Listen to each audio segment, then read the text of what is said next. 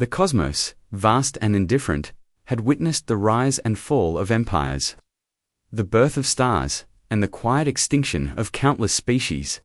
Yet, in the labyrinthine halls of the Interstellar Xenological Institute, HFY, orbiting the twin suns of the Clitheron system, a singular event was unfolding, one that would ripple through galactic history.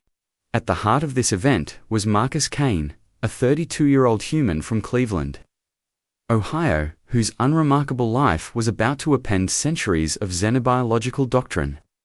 This is the story of how humanity, forged in the crucible of a polluted world, stumbled into the galactic spotlight through sheer stubborn resilience. The HFY was a marvel of engineering, a sprawling orbital station where corridors pulsed with the hum of advanced technology, and the air carried the sterile temps of recycled oxygen. Laboratory 9C, nestled in the behavioral analysis wing, was a hive of activity. Researchers from a dozen species, cephalorans with their writhing tentacles, crystalline vaxillians refracting light in hypnotic patterns, and zorathians with their six-limbed dexterity clustered around a reinforced observation window. Their focus was a human male, strapped to a sleek examination platform in a chamber designed to withstand a supernova's worth of stress. Marcus Kane, a former warehouse worker with a penchant for late-night diner runs, lay calmly, despite the restraints. His acquisition had been logged as Standard Collection Protocol 5672-OA, a bureaucratic euphemism for what humans might bluntly call an alien abduction. The HFY's legal team had spent decades crafting such terms to maintain an air of ethical propriety. But Marcus wasn't buying it. "Vital signs stable," announced lead researcher Vani Zorathian, whose bioluminescent skin pulsed faintly as she reviewed the data on her multi-screen tablet. Her 6 limbs moved with practiced precision, though her 3 eyes betrayed a flicker of unease. "This specimen's physiological resilience is unprecedented." "Unprecedented," echoed Silas, a cephaloron assistant, her tentacles curling. Nervously, "It's barely reacting to the neural probes. The Krillian warlord we tested last cycle had a full systemic collapse at this stage." Marcus yawned, his eyes half closed as he studied the ceiling's seamless panels. "You guys done poking me yet? I got a shift at the warehouse in like 12 hours. My boss'll dock my pay if I'm late again." The researchers froze. The universal translator, a pinnacle of galactic technology, ensured Marcus understood their every word and they his. Yet none had anticipated a subject addressing them so casually, as if they were co-workers debating a lunch order. "You understand us," Vani stammered, her 4 upper limbs adjusting her tablet in unison. A Zorothian tick of discomfort. "Yeah, your walls are about as soundproof as my old apartments," Marcus replied, smirking. "And the name's Marcus, not Specimen. You want to talk about me, at least buy me a beer first." Cilius' tentacles drooped, a cephaloron sign of embarrassment. "This is highly irregular," she muttered, her voice a soft trill. "No subject has ever talked back." Marcus interrupted, his tone teasing. "Maybe you're just bad at first impressions. Ever think of offering a coffee, or something? I mean, you kidnap a guy. Least you could do is spring for a donut." The room erupted in whispers, a cacophony of clicks, hums, and trills as the researchers grappled with this breach of protocol. Vani's, recovering her composure, adjusted her lab coat with all 6 limbs, a gesture of authority. "This is a controlled scientific environment, not a hospitality suite. We are studying your species' behavioral responses to stress stimuli." Marcus rolled his eyes, the motion setting off a proximity alarm designed to detect aggressive behavior. "Yeah, well, your controlled environment smells like the break room at my old job. Burnt coffee and regret. Trust me, that's not a compliment." The researchers, stung by Marcus's nonchalance, decided to escalate their tests. The HFY had developed neurostimulant Z19, a gas engineered to trigger primal fear responses in any sentient being. It was the crown jewel of their arsenal, refined over centuries to bypass even the most robust neural defenses. Surely, this would crack the humans' infuriating calm and restore Order to their meticulously curated data. Prepare the Z19 dispersal. Varnes ordered, her voice steady despite the growing unease in the room. Her bioluminescence pulsed, brighter, a sign of determination. We'll see how this human reacts when faced with true terror. Silas hesitated, her tentacles hovering over the control panel. Are we sure? The last subject, a Krillian warlord, had a cardiac event. At half the concentration. And that was after we reduced the dose. Do it, Varnes insisted, her 3 eyes narrowing. This human's lack of response is skewing our data. We need a baseline for his species. As the chamber filled with a faint violet mist, Marcus tilted his head, sniffing the air like a curious dog. The researchers leaned forward, their instruments primed to record the expected spike in adrenaline, heart rate, and neural panic. Instead, Marcus's lips curled into a faint smile, his hazel eyes glinting with amusement. "Huh," he said, taking a deep breath. "Smells like the alley behind my old apartment building. You know, where they dumped the expired fryer oil from the diner, kinda greasy, but weirdly comforting." The observation room fell silent. Cilius' tentacles drooped further, and Varnes's bioluminescence flickered erratically, casting strange shadows on the walls. "That's she whispered, her voice barely audible. Z19 targets the amygdala, or its equivalent, in all known species. It should induce paralyzing fear. Marcus shrugged, as much as the restraints allowed. "Look, I grew up in a neighborhood where the air quality index was basically a suggestion. You ever smell Cleveland in August? Hot asphalt, factory fumes, and a hint of despair. This is like a spring breeze by comparison." The researchers scrambled to recalibrate their instruments, certain there was a malfunction. The lab's AI, a disembodied voice with a clinical tone, chimed in, "Dispersal. System functioning within optimal parameters. Z219 concentration at 40 parts per million and rising." Marcus sniffed again, then chuckled. "Oh, now that's nostalgic. Reminds me of the chemical spill back in '09. They shut down the whole block for a week. Me and my buddies used the time to skateboard in the empty streets. Good times." Varnes's data tablet slipped from her grasp, clattering to the floor. "This defies all known xenobiology," she muttered, her bioluminescence dimming to a dull glow. "No species can adapt to Z19. It's chemically impossible." Marcus grinned, his teeth flashing in the chamber's harsh light. "Lady, I drank tap water from a pipe system older than my grandpa. Your fancy gas ain't got nothing on that. One time, the water came out brown for a week straight. Mum said it was just extra minerals, desperate to salvage their experiment." Varnes barked, "Increase the concentration. Double it. Add the secondary compound, Z19B." Cilius's tentacles trembled as she adjusted the controls. "This is untested on carbon-based lifeforms," she warned. "The secondary compound was designed for silicate-based species. It could do it," Varnes snapped, her authority fraying. "We need data." The mist thickened, taking on a deeper purple hue with a faint metallic sheen.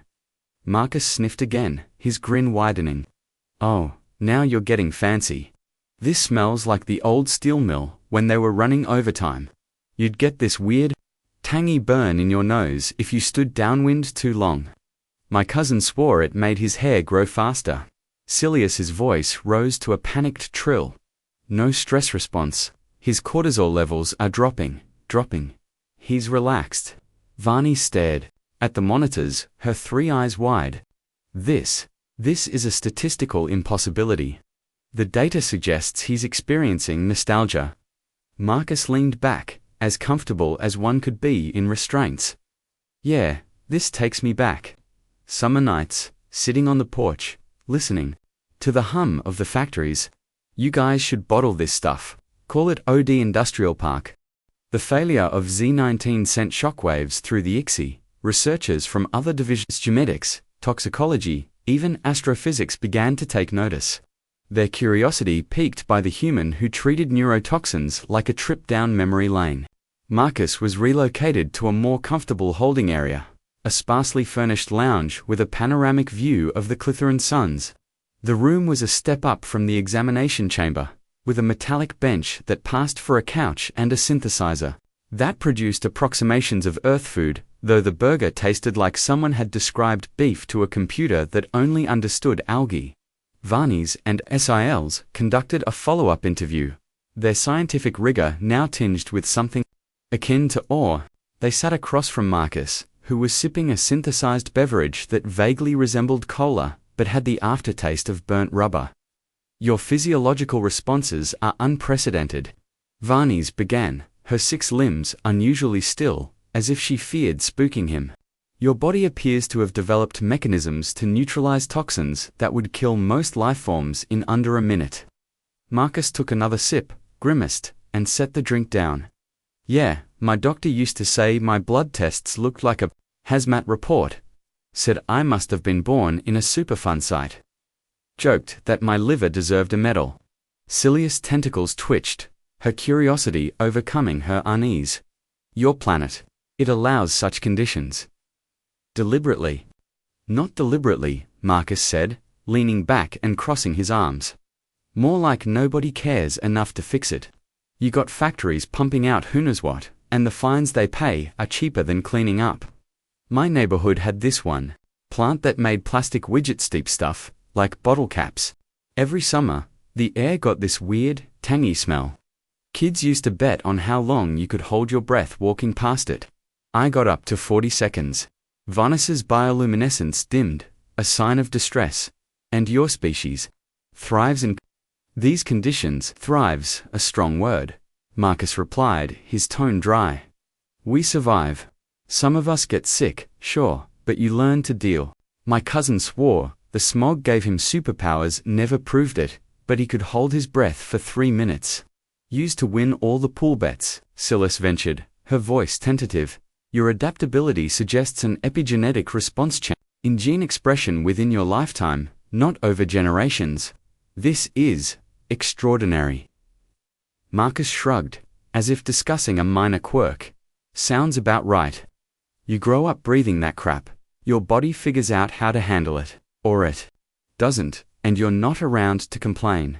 My high school had this one kid who got asthma so bad, he moved to the suburbs. Poor guy missed out on the purple snow. Purple snow. Varnis's tablet nearly slipped again. Yeah, Marcus said, grinning. There was this factory nobody talked about. Every February, when the wind was just right, the snow would come down with this faint purple tint. Nobody knew what it was, but Mum said it was just chemicals. We used to make purple snowmen. They'd melt into these weird, oily puddles by March. Cilius's tentacles curled inward, her equivalent of a shutter. Your maternal unit allowed this. Mum worked double shifts at the diner, Marcus said. She didn't have time to worry about the snow, said it built character. Plus, the rent was cheap, and we had a good school nearby. Well, good enough. Varney scribbled furiously on her tablet. This raises profound questions about human physiological potential. If your kind can adapt to such extreme conditions within a single lifespan, the implications for galactic exploration are staggering. Marcus raised an eyebrow. You saying I'm some kind of superhuman because I grew up downwind from a tire factory? Not superhuman, Cilius corrected, her tentacles waving gently, but uniquely resilient. Your cellular structure shows adaptations, enzymatic pathways, toxin sequestration that our models can't explain. Look, Marcus said, leaning forward, where I'm from, you either get used to the air or you move. Most of us couldn't afford to move. So, you adapt. You cough a little, maybe get a nosebleed now and then, but you keep going. Bills don't pay themselves. Word of Marcus's immunity spread through the HFY faster than a quantum virus. Researchers from unrelated fields, planetary climatology, neural engineering, even interspecies linguistics, found excuses to linger near Laboratory 9C. Hoping to glimpse the human hood treated Z19 like a nostalgic perfume. The station's High Council, a body of representatives from 23 star systems, convened an emergency session to address what they dubbed the human anomaly. The council chamber was a cavernous dome, its walls shimmering with holographic star charts that mapped the known galaxy. At its center stood High Overseer Clive, a Vaxillian whose crystalline form refracted the chamber's light into dazzling rainbows. Their voice, a resonant hum, filled the room. This human, Marcus Kane, represents a category to biological anomaly. Their ability to withstand neurotoxins challenges our understanding of sentient biology. A Zorathian counselor, her 8 limbs, gesturing wildly, spoke up. We must contain this species. If they can adapt to Z19, what else are they capable of? They could colonize hostile worlds we've deemed uninhabitable, worlds we've reserved for strategic purposes. Containment is impractical, countered a Cephaloran diplomat, his tentacles weaving intricate patterns. Their planet is already a chaotic mess of pollutants. They've adapted to it without even trying. What could we use to stop them? Stronger toxins, radiation. Marcus, waiting in an adjacent chamber, was blissfully unaware of the diplomatic storm he'd sparked. He was busy teaching a junior technician, a young Vaxillian named Taryn, how to play rock, paper, scissors. No, you don't use all 6 facets, Marcus said, laughing as Taryn's crystalline form flickered in confusion. Pick one move: rock, paper, or scissors. It's simple. Taryn's surface shimmered, their equivalent of a frown. But why limit to 3 options? My species has 17 distinct gestures. It's not about gestures, Marcus said, grinning. It's about outsmarting the other guy. Watch, I'll go paper. He flattened his hand, and Taryn, after a moment's hesitation, formed a rough approximation of a rock. Marcus chuckled. Paper beats rock. You owe me a soda. Back in the council chamber, Varnes proposed a radical idea. Instead of containment, we should integrate them. Their resilience makes them ideal for exploring hazardous environments, worlds like the acid swamps of Vrenix or the irradiated wastelands of Quarith. We've lost countless probes to those places. Humans could succeed where our technology fails. The council erupted in debate. A security counselor, a Katanus Draken, clacked their mandibles nervously. Hire them, they're unpredictable. Their planet's history is a litany of self-inflicted disasters, wars, pollution, reality television. What if they bring that chaos here? Chaos or not, Silius interjected, her tentacles steady for once. Their adaptability is an asset. We've mapped the galaxy, but there are regions too hostile for our drones or explorers. Humans could be our key to unlocking them. Clive raised a crystalline limb, silencing the room. Bring the human before us. Let us assess this anomaly ourselves. Marcus was escorted into the council chamber, his scuffed sneakers squeaking. On the polished floor, he blinked at the assembled aliens' tentacles, crystals, exoskeletons, and bioluminescent glowsand, gave a mock salute. Nice place you got here. Bit over the top, like a sci-fi movie set, but I dig the vibe. Clive's prismatic form pulsed, their voice resonating like a struck bell. You are Marcus Kane, representative of Earth's humanity. Representatives. A stretch, Marcus said, scratching his neck. I'm just a guy who didn't lose his cool when you gassed me. But sure, I'll speak for Earth if you're buying. What's the deal? The counselors murmured, their translators struggling with Marcus's slang. Varnes stepped forward, her bioluminescence steady. Your resilience to our compounds suggests humanity possesses unique biological adaptations. We propose a partnership. Your species could explore environments too dangerous for others, in exchange for galactic recognition, technology, and resources. Marcus raised an eyebrow, his hands stuffed in his pockets. So, you want us to be your cosmic janitors? Clean up the galaxy's worst dump sites because we can handle the smell. Not janitors, Varnes corrected, her voice firm. Pioneers. Your abilities could unlock regions we've never studied directly, worlds with resources and knowledge that could benefit the entire galaxy. Marcus considered this, his expression thoughtful. All right, I'm listening. But if we're doing this, I want better food than that fake cola you gave me. Tasted like someone ran a tire through a blender. And maybe a heads up next time you plan to gas me. Common courtesy, you know? The council chamber buzzed with cautious optimism. A Draken counselor leaned forward, their mandibles clicking. You speak as if this is a negotiation. You are one human, not a planetary authority. Hey, you brought me here, Marcus said, shrugging. I didn't ask to be your lab rat. But if you're offering a deal, I'm saying Earth's got plenty of folks like me, people who've lived through worse than your little science project. We're tougher than we look. Clytha's form shimmered, a sign of contemplation. This marks the beginning of a new chapter. Humanity, through its peculiar resilience, may yet reshape the galactic order. We will convene to finalize the terms of this alliance. As Marcus was escorted back to his quarters, he muttered, "Cosmic janitors. Figures. Mum always said I'd end up cleaning up someone else's mess." In the weeks that followed, Marcus became an unofficial liaison between the HFY and Earth.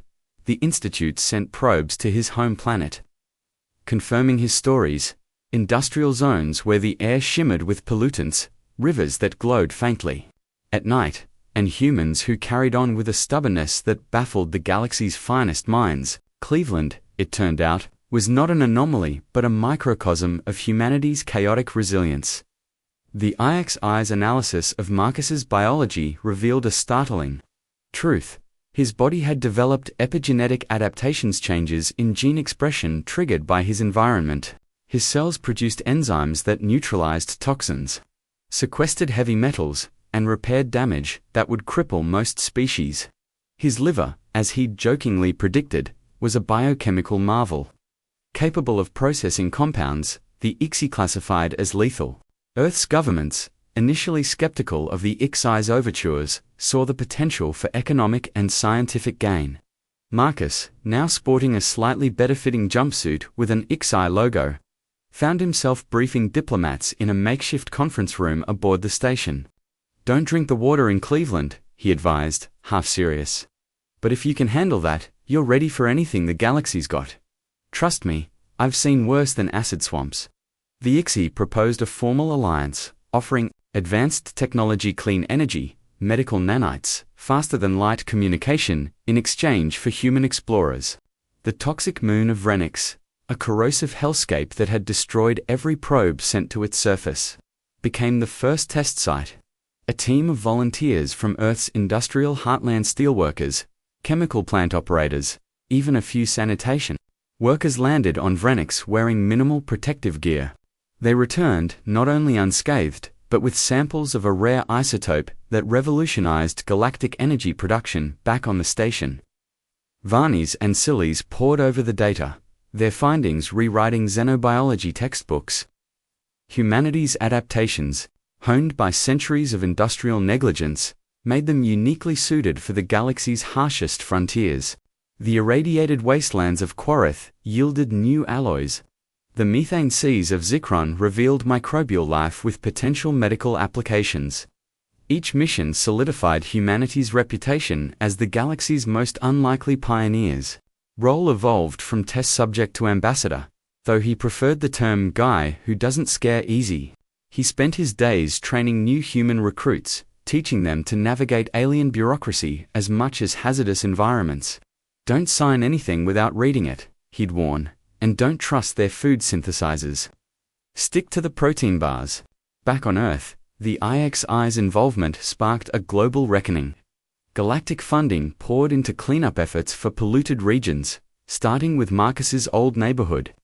The factory that produced purple snow was dismantled, replaced by a research center studying human resilience. Marcus received a holographic message from his childhood friends, who marveled at the clear skies and clean water. "You're a hero, man," one wrote. "Who knew coughing through summer would make us famous?" Marcus wasn't so sure about the hero part. He sat in his quarters, a modest space with a view of the Clitheran suns, and reflected on his journey. He hadn't asked to be abducted, gassed, or turned into an interstellar poster child for surviving bad air. But if his messed-up childhood, in a polluted corner of Cleveland, had given humanity a leg up in the cosmic hierarchy, maybe those headaches and nosebleeds had been worth something after all. The galaxy was changing. Humanity, once dismissed as a primitive species from a backwater planet, was now a key player in interstellar exploration. Their resilience, born of necessity and negligence, opened doors to worlds no other species could touch. The ICSI, once skeptical, now championed humans as partners. Their data reshaping policies across 23 star systems. Marcus leaned back in his chair. A real Earth coffee smuggled aboard by a recruit in hand. The stars outside his window burned brightly, a reminder of the vastness he'd stumbled into. Humanity's rise wasn't built on warships or grand inventions but on something far stranger, the ability to thrive where others faltered, to turn poison into nostalgia, and to keep going when the air itself seemed to fight them. As he sipped his coffee, Marcus muttered, "Guess Mum was right. It really did build character." And somewhere in the cosmos, a new chapter was being written, one where the underdogs from a polluted planet became the universe's most unlikely heroes, proving that sometimes the greatest strength comes from surviving the worst messes.